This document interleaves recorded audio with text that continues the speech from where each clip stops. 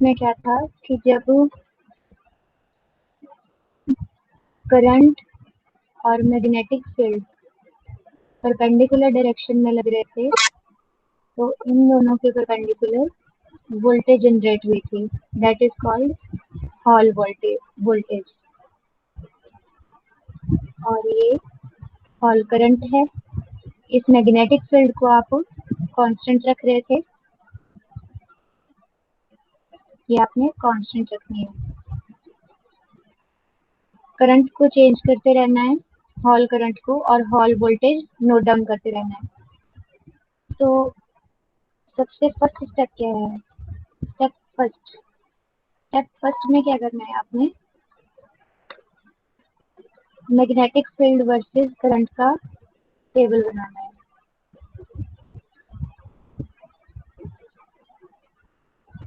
Current और magnetic field, ये वाला जो करंट है ये हॉल करंट नहीं है। ये जो हॉल करंट है ये मिली एम्पियर में होगा, और ये जो ये आई है ये एम्पियर में है, जो आप इलेक्ट्रोमैग्नेट्स को दे रहे हो। तो इस चीज में कंफ्यूज नहीं होना है। जो ये वाला करंट सप्लाई है ये सिर्फ मैग्नेटिक फील्ड की प्रोडक्शन के लिए है, और ये जो हॉल करंट है ये सिर्फ आपको, जो आपका स्पेसिमेन होगा जिसकी आपने स्टडी करनी है, उसके साथ जो कनेक्शन लगे होंगे हॉल करंट और हॉल वोल्टेज के, वो मिली एम्पियर और मिली वोल्ट में होंगे। सेटअप में चलते हैं। सेटअप में ये देखो, ये इलेक्ट्रोमैग्नेट्स हैं, इनको आपने एम्पियर सप्लाई दी, ये वाला था एम्पियर में। जितना ज्यादा करंट इलेक्ट्रोमैग्नेट्स में जाएगा उतनी ज्यादा मैग्नेटिक फील्ड प्रोड्यूस होगी। तो यहाँ से पहला फर्स्ट स्टेप क्या है? Magnetic field versus current setup select किया। इंसर्ट प्रोब, एक प्रोब ली, इसको, ये गॉस मीटर है। गॉस मीटर का काम है मैग्नेटिक फील्ड को नोट डाउन करना। इस एरिया में कितनी मैग्नेटिक फील्ड है वो यहाँ पर डिस्प्ले हो जाएगी with respect to this particular current. पहले वुडन, इस वुड पर क्लिक करेंगे, ये जो स्टैंड है तो ये अंदर इंसर्ट हो जाएगी गॉस प्रोब।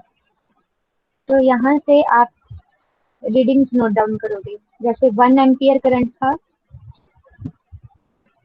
1 एम्पियर करंट के विद रिस्पेक्ट टू कितनी वैल्यू थी गॉस की? गॉस किसका यूनिट है? मैग्नेटिक फील्ड का। तो ये 0.1482 गॉस मैग्नेटिक फील्ड है with respect to this 1 ampere. तो आप टेबल में लिख दोगे यहाँ पर 1 एम्पियर, और यहाँ पर लिख दोगे ये मैग्नेटिक फील्ड की वैल्यू 0.1482 0.1482। उसी तरह से यहाँ से करंट चेंज करोगे 1.5, और यहाँ पर चेंज हो गया 0.2223, 2 एम्पियर चेंज किया, और यहाँ पर फिर मैग्नेटिक फील्ड की वैल्यू कितनी होगी? 0.22। अब फिर से चेंज करेंगे, 2 एम्पियर पर किया तो यहाँ से मैग्नेटिक फील्ड फिर इंक्रीज हो गया। इसी तरह से ये टेबल हम कंप्लीट करेंगे करंट वर्सेस मैग्नेटिक फील्ड का, जिससे हमें पता लगेगा कि जितनी ज्यादा करंट आप पास करोगे इलेक्ट्रोमैग्नेट्स में उतनी ज्यादा ही मैग्नेटिक फील्ड प्रोड्यूस होगी। ठीक है, ये ग्राफ बनाने की जरूरत नहीं है, जस्ट ये टेबल आपको चाहिए, क्योंकि आपने अल्टीमेटली कहाँ तक पहुंचना है? आपने हॉल कोफिशिएंट निकालना है। हॉल कोफिशिएंट के लिए क्या चाहिए आपको? V/I thickness of the sample divide by magnetic field. तो आपके पास ये थिकनेस जो है सैंपल की वो मेंशन, ठीक है, ये नोट डाउन कर सकते हो आप यहाँ से। जैसे थिकनेस ये मेंशन है। उसके बाद मैग्नेटिक फील्ड जो है ये आप कांस्टेंट रखोगे। ये चीज मैंने अभी समझाई जैसे हॉल इफेक्ट में, कि करंट और मैग्नेटिक फील्ड जो है परपेंडिकुलर डायरेक्शन में जब लगेंगे तो इन दोनों के परपेंडिकुलर वोल्टेज जनरेट होगी, that is called hall voltage. और इस पूरे प्रोसीजर को क्या बोलते हो? Hall effect. तो आप साइमल्टेनियसली तीनों पैरामीटर्स तो वेरी नहीं कर सकते ना, आपको एक कांस्टेंट रखना पड़ेगा, फिर आप एक को वेरी करोगे और इसकी वैल्यू नोट करोगे हॉल वोल्टेज की। तो बी को कांस्टेंट रखने के लिए आपको क्या करना पड़ेगा, जो हॉल करंट है, जो करंट है इलेक्ट्रोमैग्नेट्स में, उसको कांस्टेंट रखना पड़ेगा। मतलब जो इन इलेक्ट्रोमैग्नेट्स में करंट जा रहा है, इसको कांस्टेंट रखना पड़ेगा। तो मान लो मैंने इसको 2 एम्पियर पे ही रख दिया। ठीक, तो अभी क्या करना है, यहाँ से अभी रिमूव कर दो प्रोब। जब इस यहाँ से आपने ये चेक कर लिया कि 2 एम्पियर के विद रिस्पेक्ट टू कितना करंट है, यहाँ कितना मैग्नेटिक फील्ड है, 0.2964 2 एम्पियर के विद रिस्पेक्ट टू। तो अब इस गॉस प्रोब का काम खत्म हो गया, तो इसको रिमूव कर दो। अब आपने क्या करना है, यहाँ से हॉल इफेक्ट सेटअप उठाना है। ये जो हॉल इफेक्ट सेटअप है, इसमें क्या है, अब आपका काम शुरू हुआ। ये जो दिखने में ये पीसीबी बोर्ड है, प्रिंटेड सर्किट बोर्ड, इस पे आपने आपका ये जो छोटा सा सैंपल है, ये बीच में लगा है, ये जस्ट इसको होल्डिंग के लिए ये 4 पॉइंट्स हैं। ये असल में कैसे दिख रहा है, ऐसा ये चीज क्लियर होगी ना। ये वाला मिली एम्पियर हॉल करंट है, और ये जो करंट का बॉक्स लगाया है ये एम्पियर में है। तो यहाँ पर दो करंट की सप्लाई है, दोनों में कंफ्यूज नहीं होना है। जो ये वाला एम्पियर करंट था, ये सिर्फ लगाया था इलेक्ट्रोमैग्नेट्स में करंट जाए, ताकि इसके with respect to magnetic field आए। सिर्फ और सिर्फ इसका काम मैग्नेटिक फील्ड प्रोड्यूस करना था।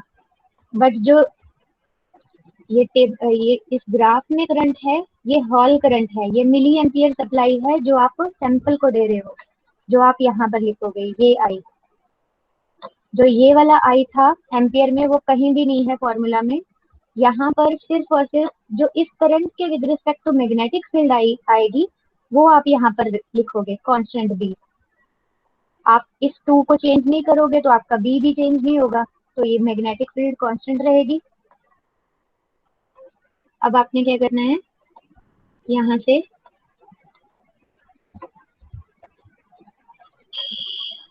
नेक्स्ट सेटअप था, अच्छा ये चीज समझ रहे थे आप, इस सैंपल की कनेक्शन, सैंपल के कनेक्शन कैसे लगे हैं। ये आपका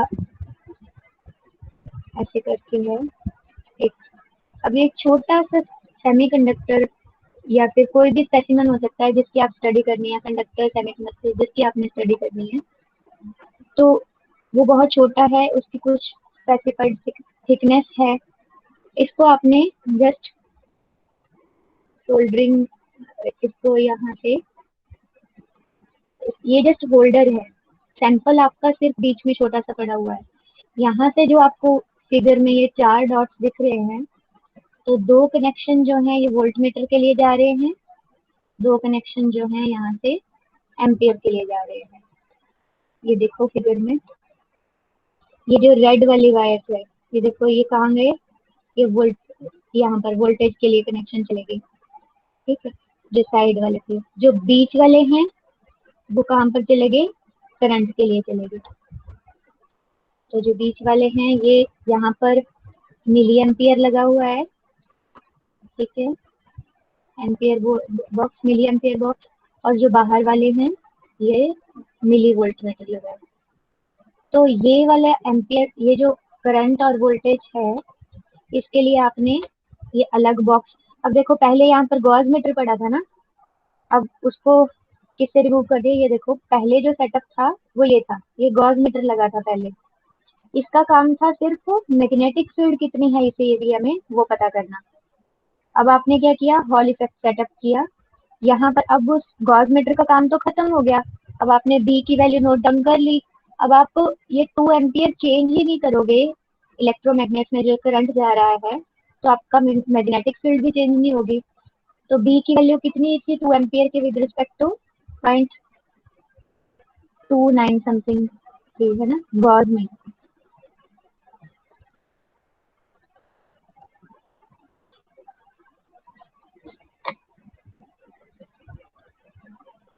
अब क्या करना है, इसको इंसर्ट कर देना है इसके बीच में। इंसर्ट हॉल प्रोब पर क्लिक करना। अब ये किया, अब ये इस पर वुडन बॉक्स पे क्लिक करोगे, ये इंसर्ट हो गया। अच्छा, ये समझ आया यहाँ तक कि रिपीट करूँ? मैम जल्दी जल्दी बता दीजिए फिर रिवाइज जैसे। कौन सा स्टेप हो? कौन से वाला क्या मैम? फिगर दोबारा से बताऊं कि ये फर्स्ट स्टेप दोबारा से करूं? कनेक्शन जो किए हुए थे, फिगर सिर्फ ओनली फिगर। Only figure. इसमें क्या है, फिगर में ये जो बीच में सैंपल, ये जो दिख रहा था ना आपको, इसको पहले रिमूव करते हॉल को।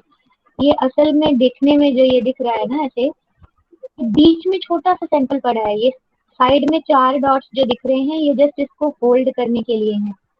और यहाँ पर 4 कनेक्शन थे, वो इस तरह से थे कि ये ऐसे है, ये पीसीबी बुक ऐसे, ये जैसे बोर्ड है जिसके ऊपर आपने ये सेमीकंडक्टर से ये सैंपल लगा दिया है, चाहे सेमीकंडक्टर है, चाहे कंडक्टर है, कुछ भी है।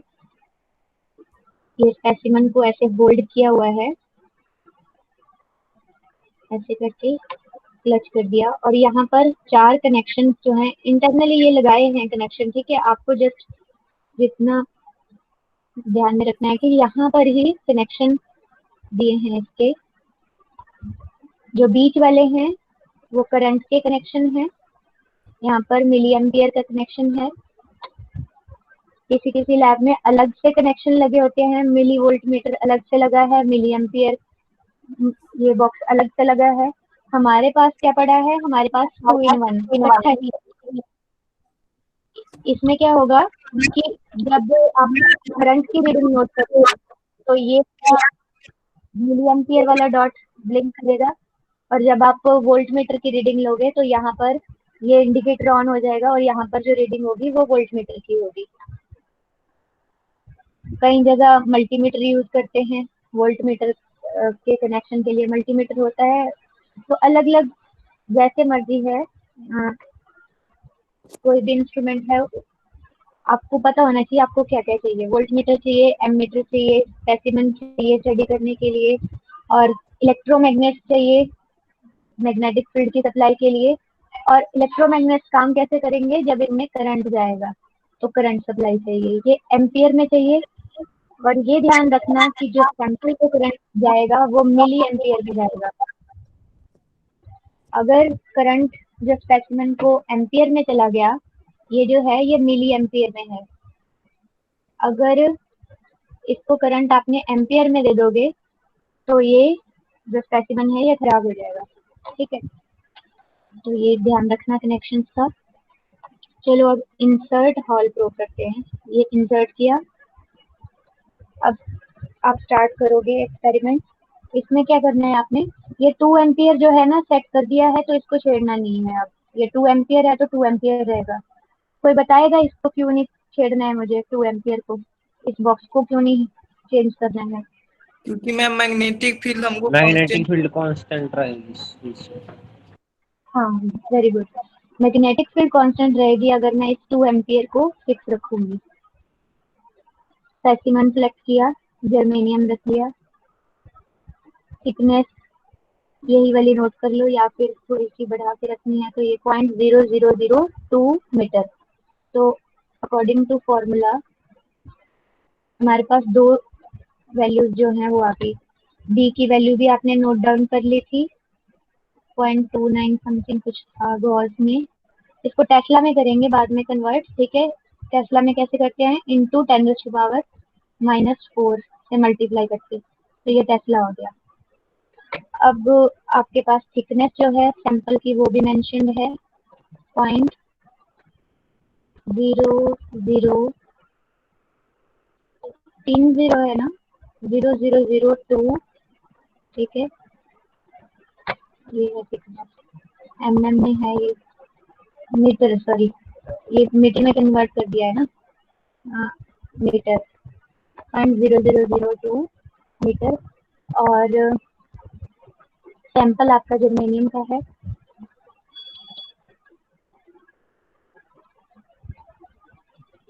इस 2 एम्पियर के विद रिस्पेक्ट टू ये है, यहाँ पर आप लिख सकते हो कि ये जो मैग्नेटिक फील्ड की वैल्यू है ये with respect to current 2 ampere. इस 2 एम्पियर को कहीं भी नहीं लिखना है, बट हाँ रेफरेंस के लिए बुक में कॉपी में लिख सकते हो कि आपने करंट 2 एम्पियर रखा था तो ये मैग्नेटिक फील्ड थी। आपने अल्टीमेटली आर एच तक पहुंचना है। आर एच की वैल्यू जो होती है वो बी बाय आई इंटू टी बाय डी होती है। तो टी भी पता लग गया आपको, बी भी पता लग गया आपको। अब वी बाय आई का काम बचा, ये है हॉल वोल्टेज, ये है हॉल करंट। तो आप हॉल करंट चेंज करते जाओगे, यही था ना यहाँ पर, हॉल करंट चेंज करते जाओगे, ये बी कांस्टेंट रख दिया और हॉल वोल्टेज नोट डाउन कर लोगे। तो यहाँ से करंट चेंज करने हैं आपने 1 एम्पियर के with respect to show voltage पे क्लिक करना। ये पहले यहाँ पर ये 1 एम्पियर है, इसके with respect to show voltage ये 28.756 वोल्ट आपने टेबल बनाना है। यहाँ पर ऐसे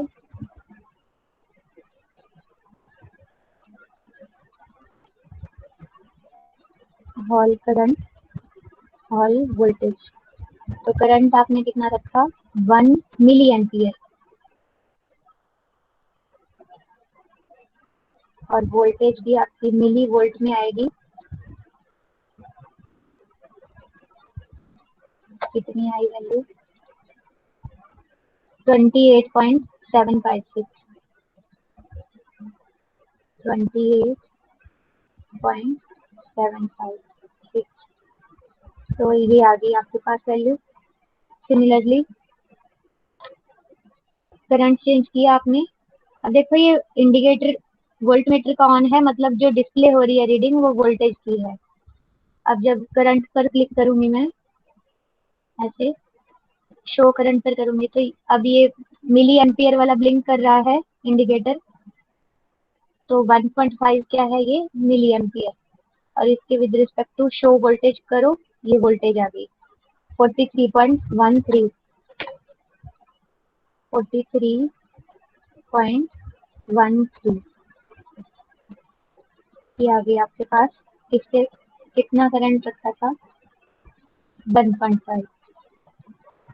रीडिंग तो नोट डाउन कर लिया ना, ये तो जस्ट मैं दोबारा से रिपीट करवा रही हूँ। रीडिंग दोबारा से लेनी है क्या? सबके पास है रीडिंग? बताओ। मैम है। ठीक हाँ मैम लिख रखी है।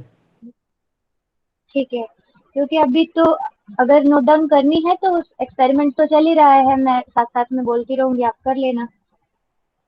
आगे 2 एम्पियर के विद रिस्पेक्ट टू इतनी रीडिंग आ गई।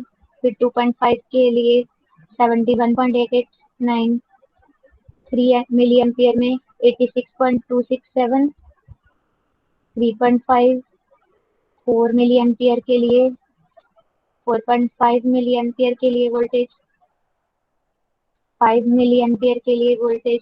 ठीक है, तो ये आपके लिए एक ग्राफ बन जाए, ग्राफ बनाओगे आप इसका। आप क्या करोगे, ये रीडिंग नोट करोगे, ये भी रीडिंग नोट करोगे और एक ग्राफ प्लॉट करोगे। v को रखोगे y एक्सिस पे, ये देखो ऊपर न्यूमरेटर में क्या है v, तो y पे v, और x में क्या है i, डिनोमिनेटर में क्या है i। क्योंकि जब आप स्लोप लिखते हो ना तो आप स्लोप ऐसे लिखते हो y2 minus y1 divide by x2 minus x1 लिखते हो, इसलिए मैंने ये लिखा कि y जो है उस पे मैं v रखूं और x पे मैं i रखूं, ताकि मैं इसकी जगह स्लोप ही लिख दूं। ये जो v बाय i है, अगर मेरा ग्राफ मैं लीनियर फिट करके एक स्ट्रेट लाइन ड्रॉ करूंगी, अगर कोई पॉइंट एक आध बाहर भी जा रहा है तो उसको निगलेक्ट कर सकते हैं आप, बट ऑलमोस्ट एक स्ट्रेट लाइन बनेगी जब करंट और वोल्टेज को आप ड्रॉ करोगे। उस आप कोई भी एक छोटा सा पार्ट ले लोगे इस लाइन का, यहाँ से स्लोप ड्रॉ करोगे। स्लोप आपको आता ही है लेना, ये ऐसे वैसे। तो यहाँ पर वैल्यू होगी कुछ और यहाँ पर वाई एक्सिस पे कोई वैल्यू होगी। तो जो स्लोप होता है वो होता है y2 minus y1 divide by x2 minus x1। Ma'am तो ये ऊपर वाली वैल्यू, हाँ जी ma'am sorry to disturb you but ma'am मेरी बहुत देर से मैं कोशिश कर रही थी, ज्वाइन नहीं हो रही थी मैम, मेरी जस्ट अभी ज्वाइन हुई है। अच्छा, तो कोई बात नहीं, मैं ये रिवाइज ही करवा रही हूँ जो पीछे किया था ना hall effect. Okay ma'am, ma'am मगर अटेंडेंस की वजह से पूछ रही थी मैं। अभी नहीं हुई है अटेंडेंस। Okay ma'am. ये x2 है, ये x1 है। तो स्लोप आपका हो जाएगा y2 minus y1 divide by x2 minus x1। ये आपकी थिकनेस भी मेंशन्ड है, b भी मेंशन्ड है, उसको यहाँ पर लिख दोगे वैल्यू, और ये जो स्लोप है, स्लोप भी यहाँ से वैल्यूज इनको डिवाइड करोगे और ये स्लोप आ जाएगा और आपका RH आ जाएगा। अब माइंड में आ रहा है कि ये तामझाम क्यों किया आपने। एम अभी मैं बताना भूल गई, बट जब पहले किया था तो क्या था एम इसका, बताया था आपको। हॉल इफेक्ट क्यों करना है आपको, to find the type of semiconductor, P type type of है, सेमीकंडक्टर, और चार्ज कैरियर डेंसिटी भी आप इससे फाइंड कर सकते हो। चार्ज कैरियर डेंसिटी कैसे लिखोगे, RH जो है आपका वो होता है 1/NE, NQ या फिर NE, चार्ज मतलब ये तो वैल्यू इसकी पता है, एलिमेंट्री चार्ज 1.6 इंटू 10⁻⁻19 कूलम। और n जो है आपने फाइंड करना हो तो RH आपके पास ये कैलकुलेशन से आ जाएगा, n जो है इधर आ जाएगा और RH जो है इधर चला जाएगा। तो n जो है आप काउंट कर सकते हो, कैलकुलेट कर सकते हो। RH आपके पास है, E भी आपके पास है, तो n जो है वो कैलकुलेट कर सकते हो आप। तो चार्ज कैरियर डेंसिटी जो है वो भी पता लग गई आपको इससे, RH हॉल कोफिशिएंट से, और हॉल वोल्टेज के साइन से आपको पता लग जाएगा कि आपका पी टाइप है या एन टाइप है। RH के साइन से भी पता लग जाएगा, अगर पॉजिटिव साइन है तो आपका सेमीकंडक्टर जो है पी टाइप है, जो आप जर्मेनियम क्रिस्टल यूज कर रहे हो। अगर आपका नेगेटिव है तो आपका एन टाइप सेमीकंडक्टर है।